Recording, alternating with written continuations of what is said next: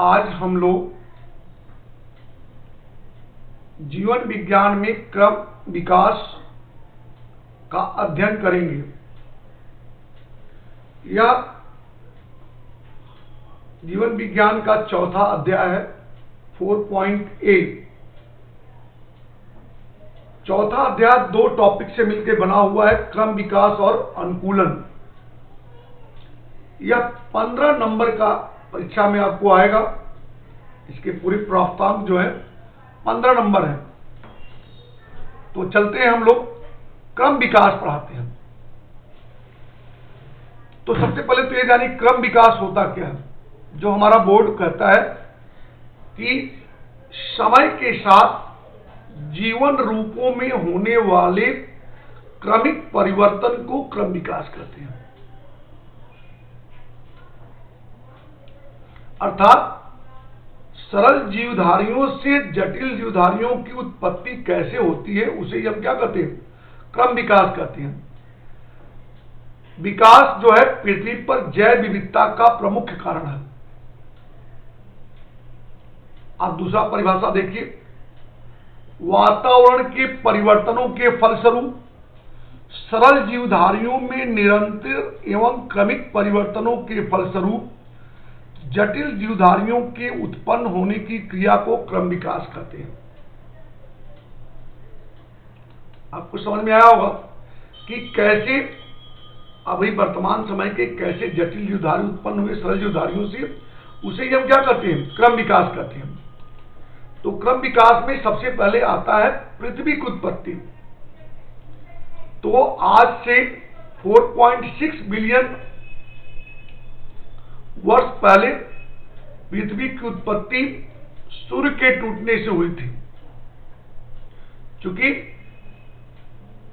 पृथ्वी की उत्पत्ति सूर्य के टूटने से हुई थी, तो उस समय पृथ्वी एक आग का गोला थी, इसलिए उस पर कोई जीवन नहीं पाया गया। तो पृथ्वी पर जीवन की उत्पत्ति कब हुई? तो पृथ्वी पर जीवन की उत्पत्ति आज से 3.5 बिलियन वर्ष पहले हुई थी।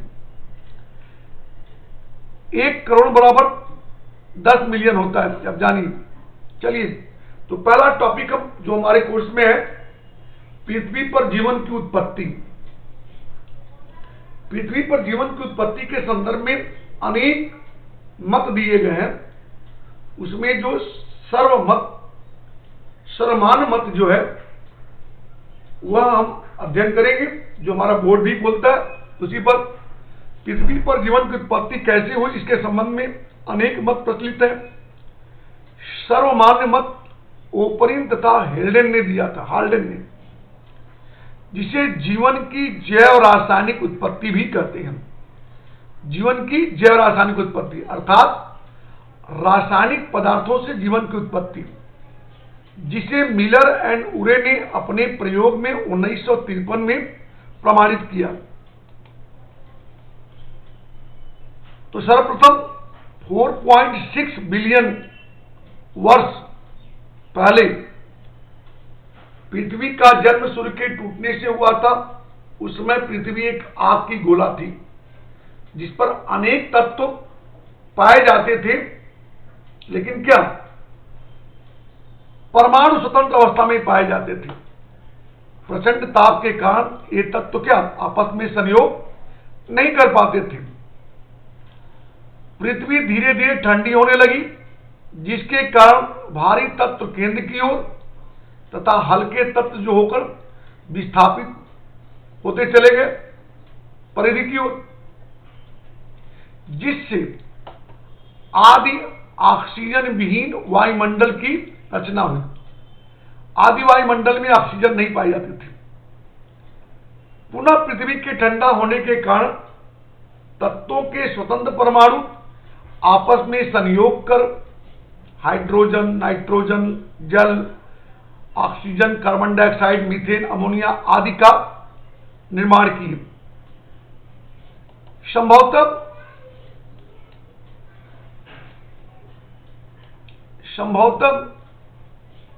जो है जल और अमोनिया को आदि वातावरण का प्रथम यौगिक माना जाता है। अत्यधिक ताप तथा पराबैंगनी किरणों के प्रभाव से अकार्बनिक यौगिक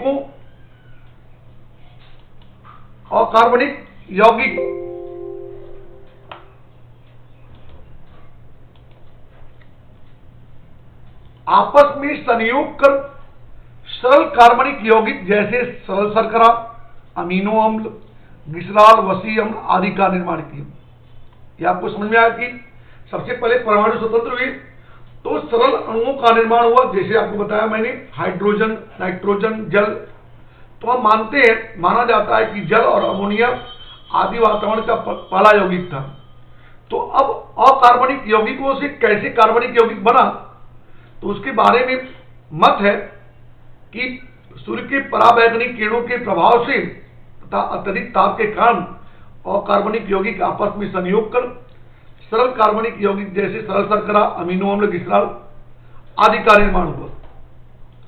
तो आप कह सकते हो कि कार्बनिक यौगिकों का निर्माण किससे हुआ? अकार्बनिक यौगिकों से। जब पृथ्वी का तापक्रम कुछ और कम हुआ तो जल वाष्प संघनित होकर बादल का निर्माण किए और क्या हुई? वर्षा हुई। फलस्वरूप आदि समुद्र का निर्माण हुआ। जब बरसात हुई तो वर्षा का जल पृथ्वी पे आया, तो जिससे क्या समुद्र की सृष्टि हुई। वर्षा के दौरान विद्युत तारण अर्थात विद्युत चमकना के कारण कार्बनिक और अकार्बनिक यौगिक आपस में रासायनिक संयोग कर जटिल कार्बनिक यौगिक प्रोटीन, न्यूक्लियोटाइड, न्यूक्लिक अम्ल आदि का निर्माण किए, जो वर्षा जल में घुलकर समुद्र में पहुंच गए। गर्म समुद्र में कार्बनिक तथा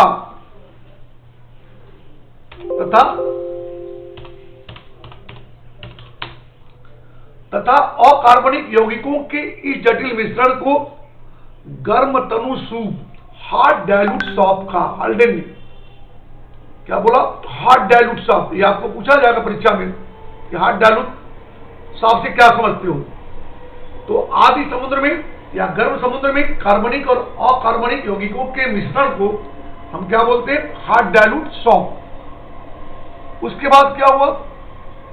समुद्र जल में बहुलीकरण हुआ, अर्थात छोटे यौगिक मिल मिलकर बड़े यौगिक का निर्माण किए। बहुलीकरण के कारण जटिल कार्बनिक यौगिकों से बड़े कोलाइड्स कणों की उत्पत्ति हुई, जिसे कोसरवेट्स कहते हैं।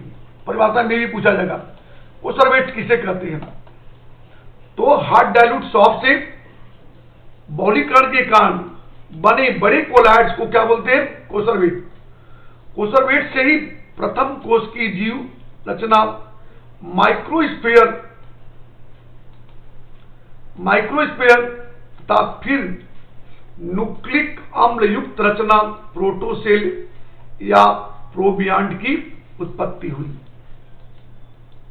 प्रोटोसेल या प्रोबियांड की उत्पत्ति हुई। तो आप कह सकते हो यही प्रोबियांड या न्यूक्लिक अम्ल जो है, जो न्यूक्लियोप्रोटीन है कोसरवेट्स से प्रोटोवायरस से फिर क्या बना? वायरस, सजीव निर्जीव के बीच की कड़ी, फिर वायरस से बना जीवाणु, बैक्टीरिया अर्थात पादप और जंतु के बीच की कड़ी, फिर पहला एक कोश की जीव प्रोटोजोआ बना, फिर बहुकोश की जीव बना, और यहीं पे प्रोटोजोआ, यहीं पे क्या हुआ? क्लोरोफिल युक्त जीव पैदा हुए, और फिर क्या हुई? पौधों की उत्पत्ति हुई।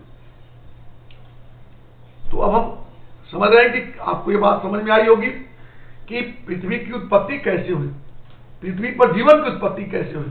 तो सबसे पहले क्या बोला गया कि सूर्य के टूटने से 4.6 वर्ष पहले पृथ्वी की उत्पत्ति हुई, जिस पर अनेक तत्व पाए जाते थे, लेकिन प्रचंड ताप के कारण वे आपस में सहयोग नहीं कर पाए। पृथ्वी धीरे धीरे ठंडा हुई, जिससे भारी तत्व कहां? केंद्र की ओर, और हल्के तत्व क्या?